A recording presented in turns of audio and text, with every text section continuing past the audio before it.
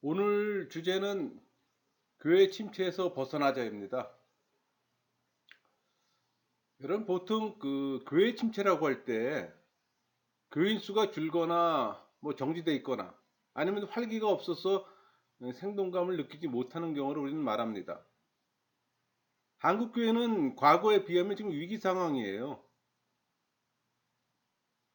교회 성장이 둔화되고 또 교회가 교회 구실을 못하고 있는 것도 사실입니다. 인정하기 싫지만 침체의 길로 들어섰어요. 근데 문제는 침체의 길에서 벗어나는 방법을 알지 못해요. 세상은 지금 빠르게 변해가는데 하나님의 말씀을 어떻게 선포하며 또 사람들을 교회로 어떻게 인도할 것인가 하는 문제가 난제입니다. 불신자 전도보다는 수평이동뿐이에요. 그나마 교회는 떠나가는 가난한 신자들이 또 많아져요. 어쩌면 또 당연한 일이기도 합니다. 유럽 교회가 우리보다 먼저 쇠퇴한 것을 우리는 알잖아요. 그럼 이런 위기 상황을 극복하는 길이 뭘까? 답이 쉽지 않아요. 근데 여러분 답을 모를 때는 정도로 가는 것이 정석입니다. 교회 본질에 대한 확실한 이해와 또 교회의 고유 사역을 인식하고 또 교회의 사역을 충실히 수행하는 거라고 저는 생각합니다. 그러기 위해서는 목회자 역할이 중요해요. 근데 문제는 또 목회자의 타락입니다. 종교 장사꾼들이 많아요. 그래서 답이 안 나오는 겁니다. 목사의 타락은 교회보다 오히려 교회 밖에서 더 잘 알고 있는 상황입니다. 뭐 물욕, 성욕, 명예욕, 다양한 모양으로 또 욕망을 추구하는 목사들이 많아졌습니다. 헌금을 개인의 이름으로 또 교회 이름으로 부동산에 투자하는 목사들. 사실 그 돈은 선교와 구제에 사용돼야 되잖아요. 또 복음을 전하기보다는 자기 이름을 세상에 드러내려고 수고하는 목사들.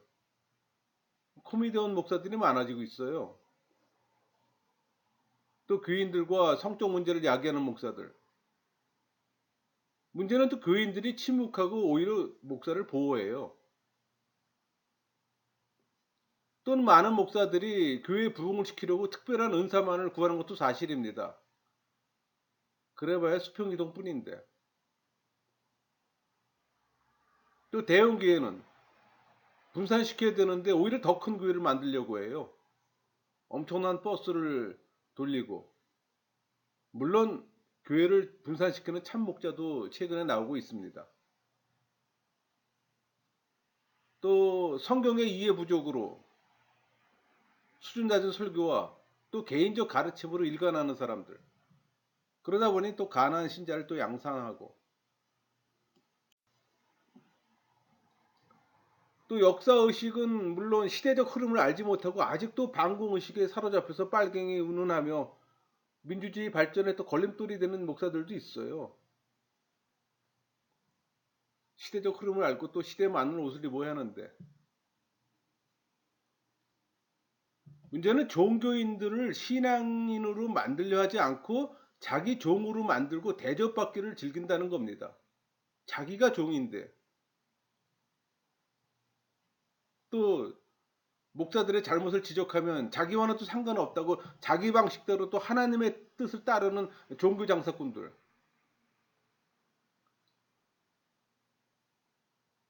어쩌다 목사들의 잘못을 비판하면은 목사의 심판은 하나님이 한다고 교인들이 목사의 죄를 지적해서는 안 된다는 이 논리를 피는 사람들.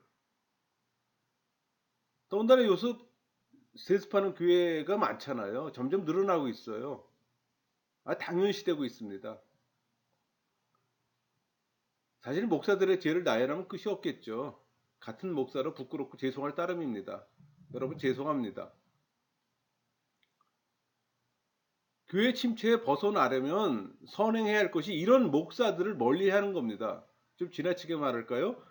끌어내려야 되는 거예요. 강단에서건 당회당직에서건 그렇게 하지 않으면 답이 없어요. 그게 개혁이에요, 여러분.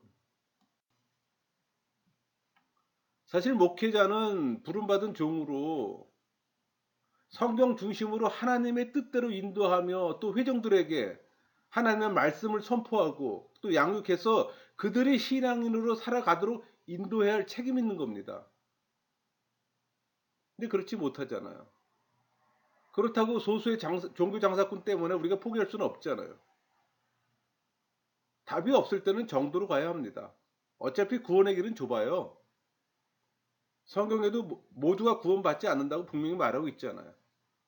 근데 우리는 교회 생활하는 모든 이가 구원받는다는 착각 속에 살고 있어요. 문제는 그겁니다. 그럼 침체하는 교회를 살리기 위해 할 수 있는 일이 뭔가? 그걸 찾아서 해야 되잖아요. 아까 저도 얘기한 것처럼 거짓 목자를 구별해야 합니다. 개혁은 거기서부터 시작되는 겁니다. 그리고 교회 본질과 교회 사역을 바르게 이해합니다. 그 다음에 충실히 수행하면 되는 거예요. 진리는 단순하잖아요.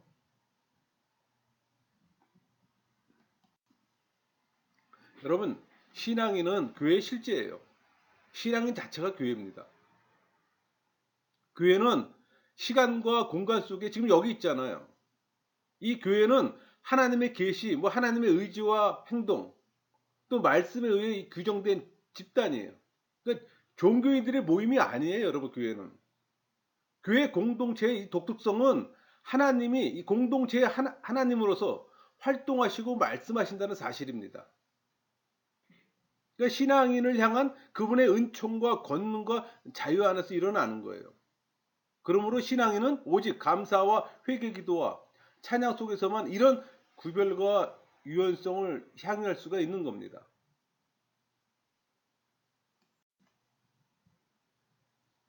교회 공동체는 유유상종하는 인간들의 자연적 어떤 군집 욕구로부터 생겨난 게 아니에요. 오직 그리스도가 그들을 부르시고 자신과 결합시키는 사실로 인해서만 생겨납니다. 그러나 많은 이들은 이 군집 욕구로 모이면 그것을 교회라고 생각합니다. 사실 많고 적고는 문제가 되지 않아요. 문제는 교회가 아니기 때문에 문제인 겁니다. 목사의 왕국을 만들기 때문에 개인들을 부르시고 결속시키냐는 바로 예수 그리스도 자신입니다. 그 사역은 목사가 할 수 없어요.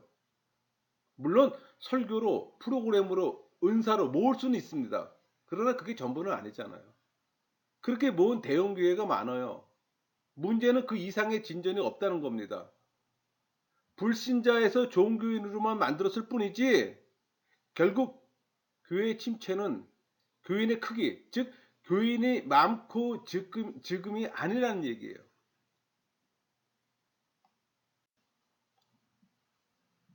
예수 그리스도는 그들을 특별한 백성이 되도록 불러 모으셨어요.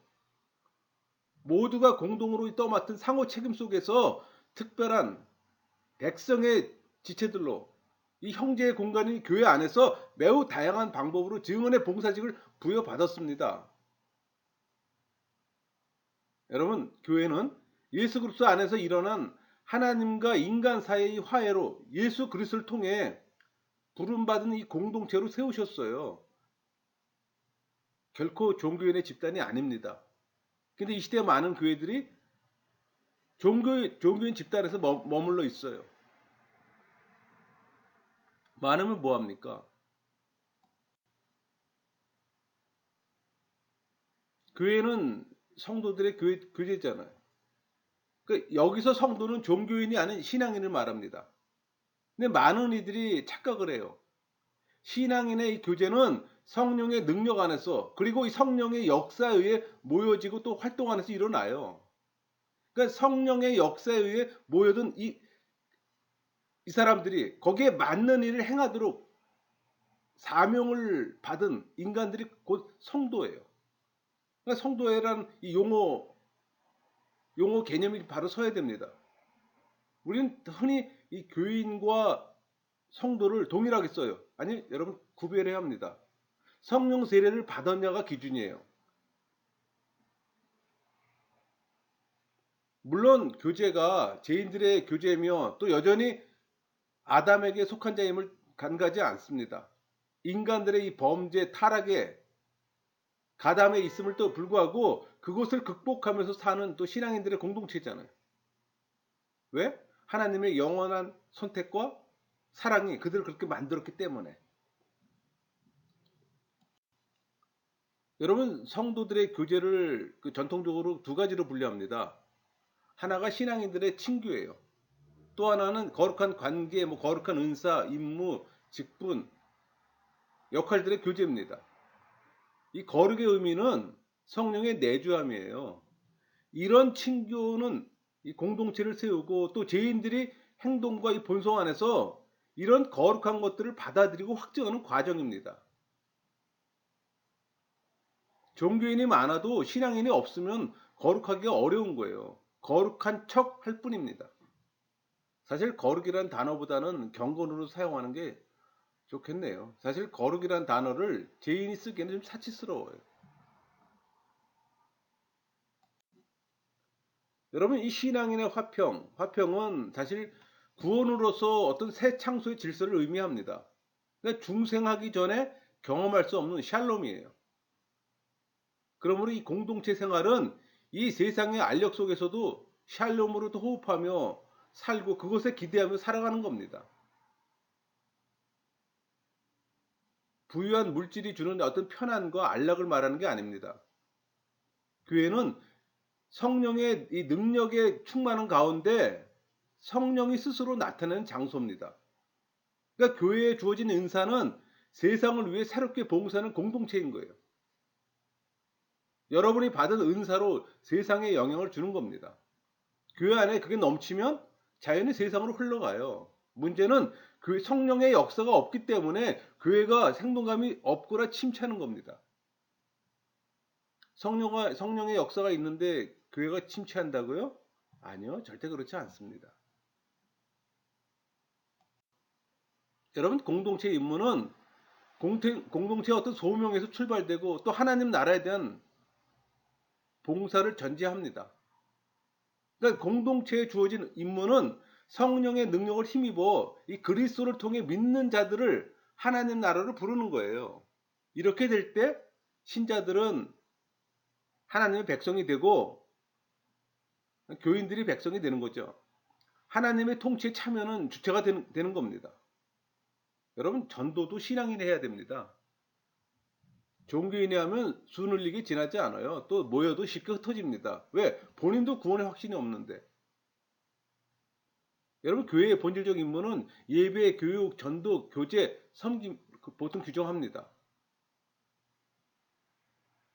교회 임무의 어떤 구체적 형태는 그 기능을 고려할 뿐 아니라 항상 공동체의 사명에 뿌리를 두고 또 하나님 나라를 향해서 또 존재하는 겁니다. 그래서 이 공동체에 주어진 임무들은 하나님의 능력 안에서 어떤 일치성과 연속성을 가지게 돼요. 그것을 인간의 생각으로 하니까 쉽게 중단하는 거죠.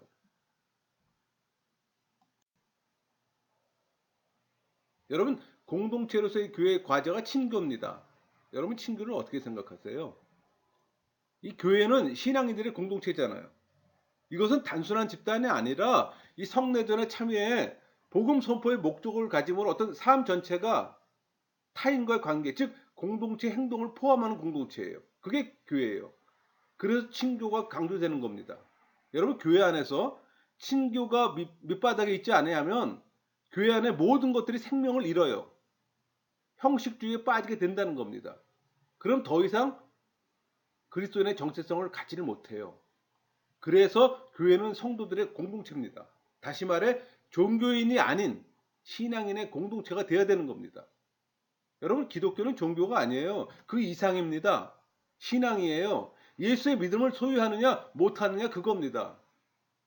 우리가 신앙인의 공동체라고 얘기할 때 이 예수의 믿음을 소유한 사람들이 모인 공동체를 우리 신앙인의 공동체라고 얘기를 하는 거예요. 성령 세례가 전제죠. 성령 세례 받지 않은 사람은 종교일 뿐입니다. 제가 자주 종교인과 신앙인의 구별을 언급하는 편입니다. 저는 그게 제일 중요하기 때문에 그래요. 근데 많은 이들이 착각을 하잖아요. 교회 안에 다수의 종교인인데 신앙인이라고 착각하면서 모든 문제가 발생됩니다. 여러분, 교회의 핵심은 종교인을 신앙인으로 변화하도록 도와주는 공동체예요. 종교인들이 모인 공동체가 교회가 아니에요. 근데 그게 본질인데, 근데 모든 교회가 그 본질을 잊고 있는 게 문제가 되는 겁니다. 그래서 그 많은 문제가 야기되는 거예요. 그 본질을 바로 알면 많은 문제가 해결됩니다. 문제를 만들지 않고 부흥하는 거예요. 세상 시스템으로 부흥시키려니 힘들고 또 반짝하고 끝나잖아요. 교회에서 얼마나 많은 세상 시스템을 도입했습니까? 다 실패했어요, 여러분. 교회 공동체는 세상과 다른 친교 형태를 가지는데 어떤 삶의 양식이 뭐 지배나 굴종, 소유의 탐욕, 사유 재산의 주장이 없어져야 되는 겁니다. 그게 우리 사도행전 2장 44절에서 46절까지 말씀 있잖아요.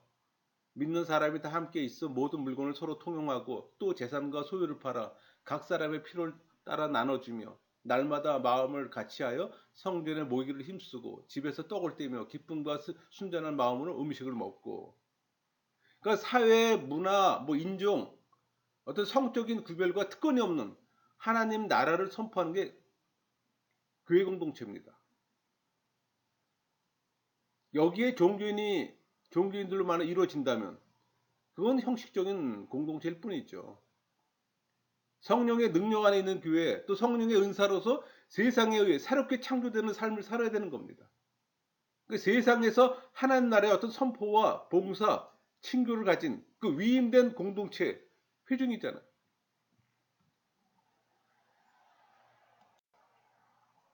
여러분, 교회는 교인들이 모이는 건물을 의미하는 게 아니에요. 하나님의 택함 받은 백성의 총체입니다.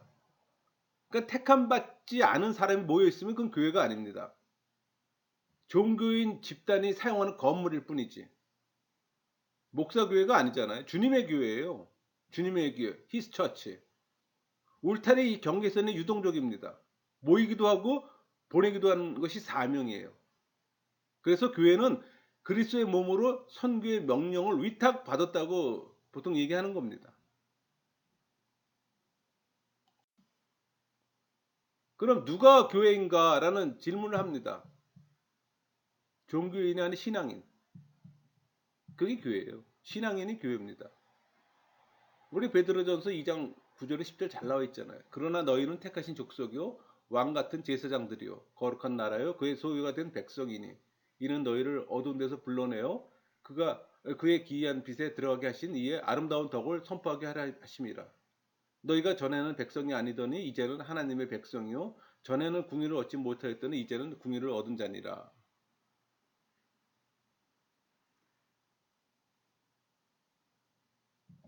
부르심을 받고 회심한 이들의 모임입니다. 한마디로 교회는 신앙인이에요. 교회는 종교인들이 모여서 그들의 의견을 모아 이루어진 집합체가 아니라는 겁니다.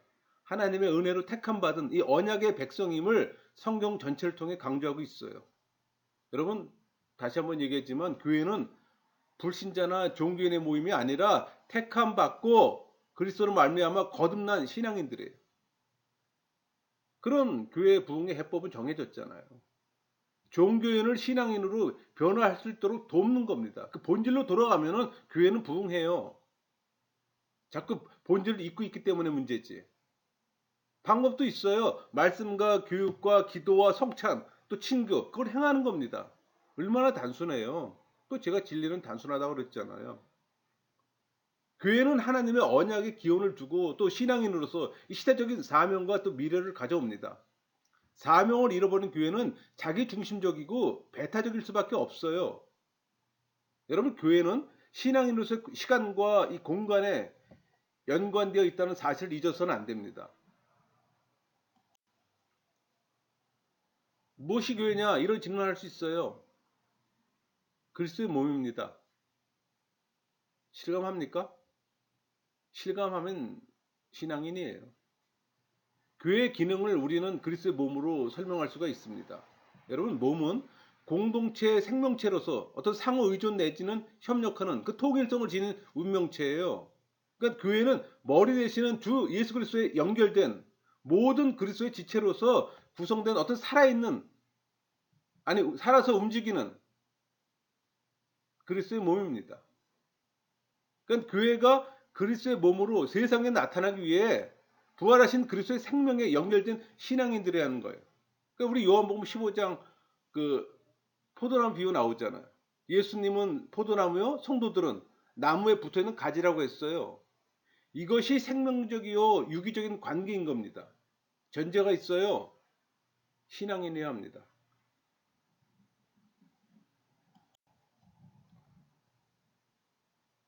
여러분, 그리스도의 몸에 속한 어떤 지체도 다른 지체보다 뭐 자신이 더 중요하다고 느껴서는 안 됩니다. 또 천시에서도 안 돼요. 사도 바울도 로마서 12장 3절 보세요. 내가 내게 주신 은혜로 말미암아 너희 각 사람에게 말하노니 마땅히 생각할 그 이상의 생각을 품지 말고 오직 하나님께서 각 사람에게 나누어 주신 믿음의 분량대로 지혜롭게 생각하라. 이렇게 말씀하셨잖아요. 또 계속해서 12장 5절 이와 같이 우리 많은 사람이 그리스도 안에서 한 몸이 되어 서로 지체가 되었느니라 이렇게 말씀했어요. 신앙인 지체들은 그리스도의 몸에 연합되어 하나 되게 하신 것을 침소 지켜야 합니다. 우리 고린도서 1장 10절 볼까요? 형제들아 내가 우리 주 예수 그리스도의 이름으로 너희를 권하노니 모두가 같은 말을 하고 너희 가운데 분쟁이 없이 같은 마음과 같은 뜻으로 온전히 합하라. 또 이렇게 말씀하셨습니다. 여러분 교회 안에서 책임 있는 직책이나 뭐 위치에 있다 치더라도 자신이 더 중요한 존재가 아니라는 사실을 깨달아야 하는 거예요. 그래서 겸손하게 종의 태도를 가져야 하는 겁니다. 지체 간에 뭐 서로 존중하고 도우며 그 유기적 관계로 교통해야 한다는 겁니다. 그리스도께서 우리를 하나 되게 하셨으니 하나 되는 이 일에 방해되는 일들을 과감히 걷어내야 되는 거예요. 그러니까 지체의 관계는 서로 잘 알고 서로 아끼고 섬길 때 이루어지는 겁니다. 그래서 친교가 베이스가 돼야 되는 거예요. 바로 이런 섬김과 아낌을 통해 몸의 생명은 유지되는 겁니다. 이것이 제대로 되지 않을 때 교회는 침체하는 거고 교회는 형식이 돼버리는 거예요. 사람 간의 관계도 소원해지는 거고 형식이 되는 거고. 그 은사와 직무를 받은 신앙인들은 몸의 지체처럼 이 사역을 감당함으로써 그리스도를 드러내야 하는 겁니다. 여러분 이 땅에 세워진 교회는 이 땅에 나타난 예수님이 되어야 되는 거예요. 교회 이꼬로 예수님이에요, 여러분. 그러면 신앙인은 이꼬로 예수님이에요. 교회가 예수님이 안 되는 이유는 교회 안에 종교인 투성이기 때문입니다. 여러분 지탄받는 교회들 많잖아요. 세상 사람으로부터. 종교인 집단이에요. 다만 교회라는 이름으로 포장하는 것뿐이에요. 그런 게 많아요, 여러분.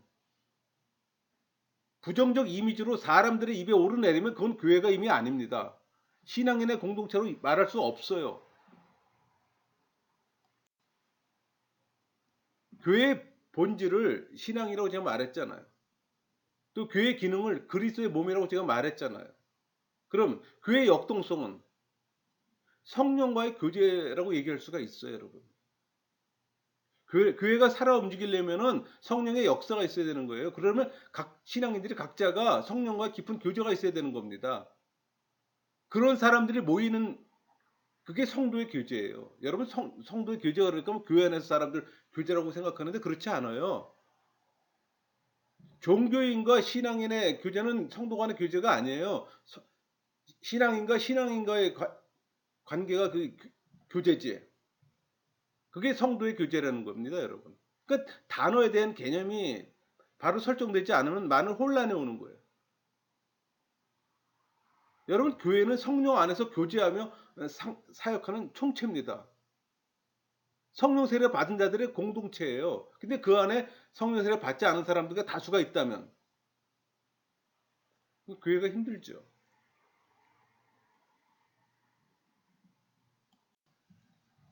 다른 관점에서 교회의 존재의 목적이 뭘까요? 여러분, 교회 제일의 목적은 하나님께 영광 돌리는 예배입니다. 그러니까 예배를 통해 우리는 성령 안에서 하나님과 교제하고 또 성도 간의 교제를 나누게 됩니다. 그 체험 있는 예배와 마음을 주고받는 이 종교인이 아닌 신앙인 간의 어떤 코이노니아가 중요해요. 그 교회의 목적은 살아있는 예배와 또 교제를 통해 성령으로 하나 돼 또 땅끝까지 전도합니다. 우리 사도행전 1장 8절 보세요. 오직 성령이 너에게 임하시면 너희가 권능을 받고 예루살렘과 온 유대와 사마리아와 땅끝까지 이르러 내 증인이 되리라 하시니라. 교회는 성령 안에서 교통하는 교제로서 하나님과 성도들을 연합할 뿐 아니라 세상에 사명을 가지고 나가야 합니다. 그래서 성령 충분과 성령 충만함을 받아 예루살렘과 온 유대와 사마리아와 땅끝까지 그리스도의 증인이 되는 거예요. 여러분, 제가 방금 성령 충분과 성령 충만 두 단어를 썼죠. 이 개념에 대한 이해가 좀 필요합니다. 성령 충만은 성령 세례 받은 사람, 그러니까 성령의 내주함을 경험한 사람이 그 사람 안에서 성령이 마음껏 운행할 때 성령의 지배를 받는 상태가 이 성령 충분이에요. 그렇다면 성령 충만은 은사를 받는 거예요. 그러니까 복음을 전하는데 내 연약성 때문에 하나님이 어떤 특별한 은사를 주셔서 그 복음을 잘 전할 수 있게끔 주시는 그 선물이에요. 그런 구분이 좀 필요합니다. 근데 여러분 보세요. 여기 1장 8절 앞절에 오직 성령이 너희에게 임하시면 너희가 권능을 받고 그랬잖아요. 성령 세례를 얘기하는 겁니다. 성령이 너에게 임하시면 종교를 얘기하는 거 아니에요. 또 권능을 받으면 이게 은사를 받는 거예요. 그럴 때 복음을 전하러 나가는 겁니다. 우리 한 개인은 모든 개인들은 연약해요. 부족해요. 그래서 하나님의 그 능력을 주시는 겁니다. 여러분 교회 뭐 사명, 임무 다섯 가지를 흔히 얘기해요. 예배, 교육, 전도, 교제, 섬김. 근데 앞에서 우리가 전도와 친교는 그 섬김은 교제군요. 전도와 이 교제는 우리가 언급했으니까는 뭐 예배, 뭐 교육, 이 3개월을 좀 나눠볼게요. 우리는 흔히 그 교회를 예배 단계로 표현할 때가 있잖아요. 그만큼 교회와 예배의 상관관계를 말하는 겁니다. 그러니까 교회는 하나님의 이 부름을 받은 신앙 공동체입니다. 그 부름의 목적은 하나님께 영광 돌리는 거예요. 그러니까 우리가 예배를 통해 우리를 구원하신 하나님의 은혜에 감사하며 또 구원의 은혜에 응답할 수 있는 겁니다. 그러니까 교회는 예배의 사명을 가지고 있어요. 그러니까 목회자는 그 예배 공동체 인도자로서 자신을 인식하고 또 비전을 품어야 되는 겁니다.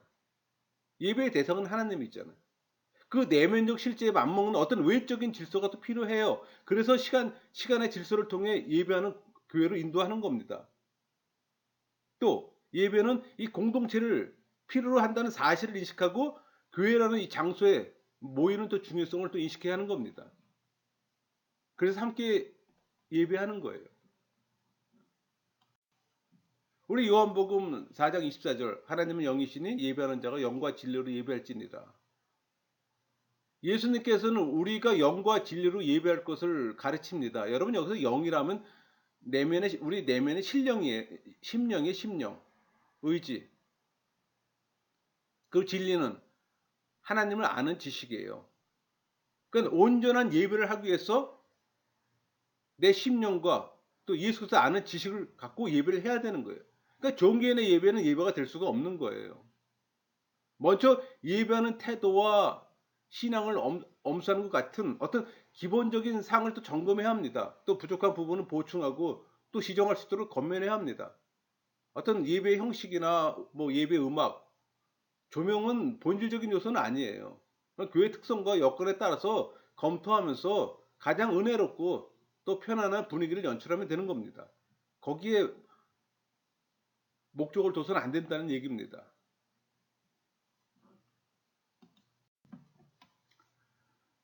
여러분 아까 제가 그 교회는 그리스도의 몸이라고 그랬잖아요. 살아있는 증거가 돼야 되는 겁니다. 살아 움직이며 성장하는 교회는 말씀에 대한 바른 이해와 또 선포 그리고 그 말씀 앞에 온전히 순종하는 삶이 있어야 하는 거예요. 그러려면 오직 성령의 조명과 역사하심으로만 가능합니다. 사람의 언변으로 테크닉으로 할 수 있는 부분이 아니에요. 그래서 성령 세례의 중요성을 강조합니다. 말씀을 선포하는 목회자도 성령 세례를 받아야 되는 거고, 그 말씀을 듣는 회중도 성령 세례를 받아야 되는 겁니다. 성령 세례를 받지 않은 분이 계세요? 구하세요. 성령 세례를 받지 않고 교회 생활하는 거는 종교 생활일 뿐입니다. 50년을 해도 마찬가지입니다.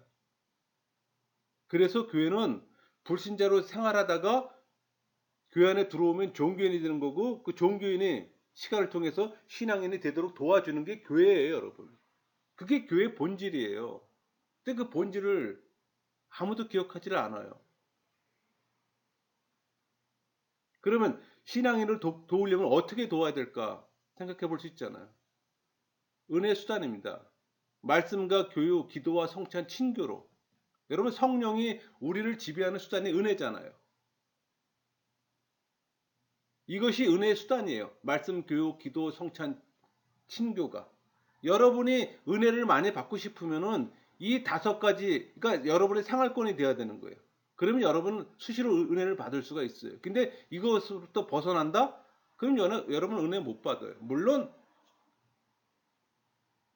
마음의 감흥이나 이런 건 있을 수 있지. 그러나 마음의 감흥하고 또 은혜하고 다르잖아요. 그런 구별도 필요하잖아요.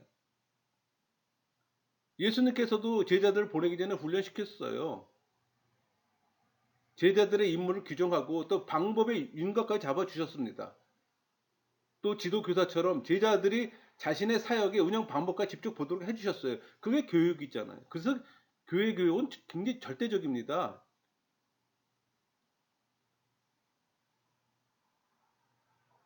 제자들은 또 예수님의 이름과 권능으로 보냄을 받았고 그들의 사역을 통해 또 예수님의 목적을 완수했어요. 가르치는 장로로서 목사는 교육에 대한 비전을 가져야 합니다. 왜냐하면은 기독교 공동체는 가르치는 공동체예요. 이 가르침은 선포와 예배와 이 성만찬과 목회를 통해 일반적으로 행해지는 겁니다. 그러니까 교육과 이 훈련의 구심점의 상실은 심각한 어떤 목회적 지도력의 결핍에서 기인된다고 저는 자신 있게 얘기할 수 있습니다.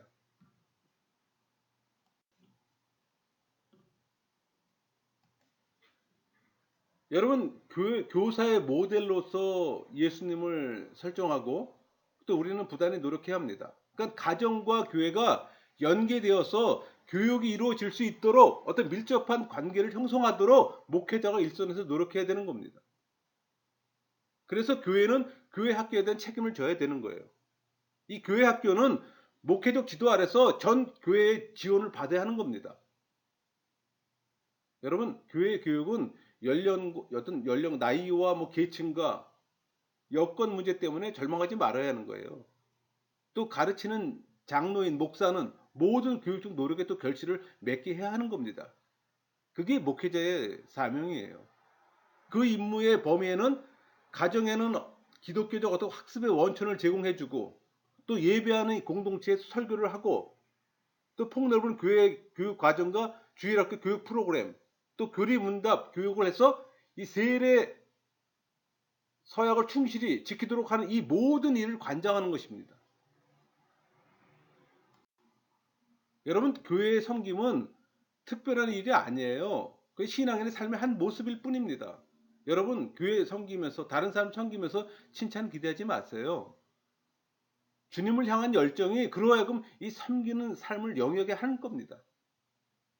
여러분, 신앙은 열매를 맺어요. 열매가 없으면 종교생활 하는 것 뿐입니다. 주님을 섬기는 것은 사람을 통해서 이루어지고 일이나 역사 사건을 통해서도 이루어져요. 그래서 형제를 섬기는 것이 주님을 섬기는 겁니다. 여러분, 최후 심판 때 주님께서 자신의 오른쪽에 선 사람들에게 우리 마태복음 25장 35절 36절 볼까요? 내가 줄일 때 너희가 먹을 것을 주었고 목마를 때 마시게 하였고 나그네 되었을 때 영접하였고 헐벗을 때 옷을 입혔고 병들었을 때 돌보았고 옥에 갇혔을 때 와서 보았느니라. 이렇게 선포하셨어요. 그들을 한결같이 그런 일이 없다고 송구스러워합니다. 그때 하신 말씀이 마태복음 25장 40절이에요. 임금이 대답하여 이르시되 내가 진실로 너에게 이르노니 너희가 여기 내 형제 중 지극히 작은 자 하나에게 한 것이 곧 내게 한 것이니라 하시고 그렇게 답하셨어요. 여러분, 주님을 섬기는 일은 바로 이웃을 섬기는 일입니다. 또 섬김의 자세는 또 성도들의 삶 전체이기 때문에 뭐 특정 시간이나 특정 상황에만 이루어지는 것이 아니에요. 바로 여러분들이 일하는 그 현장에서 끊임없이 이루어져야 합니다. 이 가난한 자를 위한 섬김과 봉사에 대한 비전을 이 목회자는 가져야 하는 거예요.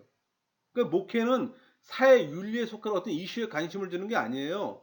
정의를 추구하고 또 특별히 하나님 앞에서 이 가난한 자를 실제로 이 돌보는 책임을 어떻게 감당할 수 있겠느냐 하는데 초점을 둬야 하는 겁니다. 먼저 가난한 자에 대한 어떤 목회적 공감을 가져야 되는 거예요. 그래서 실제로 가난한 사람들이 있는 곳으로 가서 인내를 가지며 또 가난한 사람들의 어떤 음성을 들으며 듣는 것이 또 목회 필수예요. 그러니까 자원을 또 전달하는 과정에서 상처 주지 말고 또 그들의 형편을 개선할 수 있도록 배려하는 데 또 관심을 가져야 하는 겁니다. 그리고 또 가까운 이웃을 향한 관심을 가져야죠. 우리가 기회가 있는 대로 모든 이에게 또 선행을 베풀어야지만 이웃이 섬김을 받을 수 있는 것은 어떤 특별한 지역적 인접성을 통해서입니다. 우리 신약에서는 박애, 평등과 사랑을 얘기를 하죠. 이 박애가 가정에서 출발하거나 가정으로 끝나는 게 아니에요. 기독교 공동체 구성원들과 다른 공동체 또 비기독교인들과 그리고 나아가서 전 세계 이르기까지 외적으로 확장되는 겁니다. 그럼에도 불구하고 박해가 시작되는 특별한 장소는 언제나 어떤 특수한 지역이나 인접한 곳이에요. 여러분이 서 있는 바로 그 옆이에요. 이웃이에요. 그래서 목사는 부자에게 또 청직이라는 사실을 깨우칠 책임을 지녀야 합니다. 왜? 땅은 여호와 것이기 때문에. 레위기 25절 23절 토지를 영구히 팔지 말 것은 토지는 다 내 것임이니라. 부자가 갖고 있는 재산? 그 하나님의 거예요. 그거 잠시 관리하는 청직일 뿐입니다. 그걸 깨우쳐줘야 되는 거예요. 그게 자기 거라고 자기 가족들하고만 죽을 때까지 쓴다? 아니에요, 여러분. 그 신앙인의 모습 아니에요. 그 종교인입니다. 나보다 더 어려운 사람들 나눠주면 되는 거예요. 왜? 그게 하나님의 것이기 때문에. 내가 갖고 있는 재산이 다 내 거라고 생각하기 때문에 나눈 행위를 못하는 것 뿐입니다. 하나님의 거라고 생각하는 사람들은 과감히 나눌 수가 있는 거예요. 여러분, 다른 사람보다 더 많이 가진 것은 더 많은 책임을 가지고 있다고 생각해야 합니다. 또 목회자들은 또 교인들이 자발적으로 서로 도울 수 있고 또 빈곤을 수용할 수 있도록 노력해야 하는 겁니다. 정리할게요. 교회는 하나님의 전적인 의지와 계획 아래 부르신 공동체입니다. 하나님의 영광을 나타내고 또 이 땅 위에 하나님 나라를 건설해 나가는 또 귀중한 임무를 맡았다고 볼 수 있어요. 또 교회는 성령의 능력 안에서 모든 사역들이 역동적으로 행해져야 합니다. 이런 사역을 감당하기 위해 교회는 신앙인이며 또 그리스도의 몸이라는 사실을 분명히 인식하고 또 성령의 능력 안에서 모든 일이 일어남을 또 알아야 할 겁니다. 그러니까 이런 인식 후에 교회는 하나님의 부름을 받은 어떤 공동체로서 또 하나님의 일을 높이고 또 경배하는 예배를 하는 겁니다. 또 부름받은 이 백성들이 신앙인으로 온전히 살아갈 수 있도록 말씀 안에서 훈련을 시켜야 하는 거고 하나님이 교회를 부르신 것처럼 불신자들을 교회로 인도해야 합니다. 살아있는 이 공동체로서 주변의 모든 일을 돌아보고 또 그들의 그 어떤 육체적 필요, 정서적 필요, 뭐 지식적 필요를 또 채워줘야 되는 거고. 여러분 교회 사명은 예배, 교육, 전도, 교제, 봉사잖아요. 이런 사역함에 있어서 또 목회자의 비전은 중요합니다. 만약에 목회자가 잘못된 비전을 갖고 있다면 잘못된 방향으로 가는 거예요. 이런 사역들이 흘러가 커다란 피해를 입게 될 겁니다. 그게 지금 이 시대에 많은 교회에서 나타나고 있잖아요. 아까 서두에서 얘기했던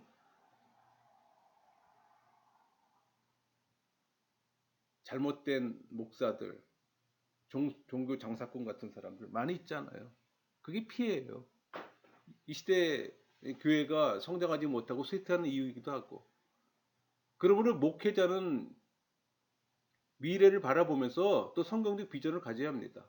또 성령 안에서 모든 사역이 이루어지도록 항상 하나님 앞에 겸손히 무릎 꿇고 기도하고 또 하나님의 능력을 구해야 할 겁니다.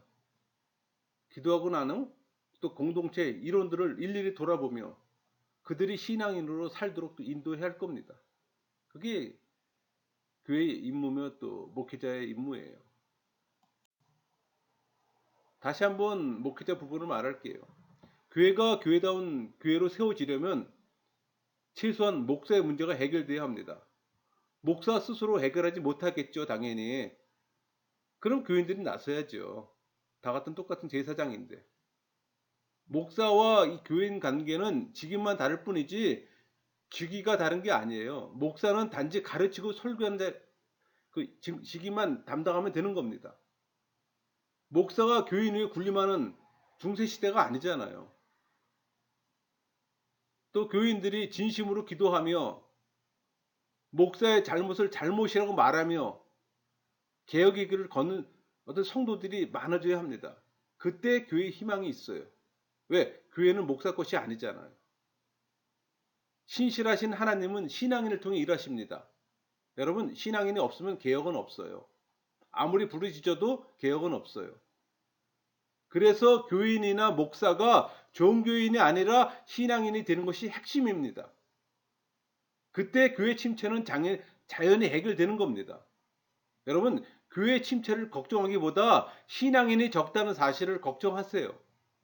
그런 방향이 설정됩니다. 그리고 그 길로 충실히 전진하세요. 말씀을 마치겠습니다.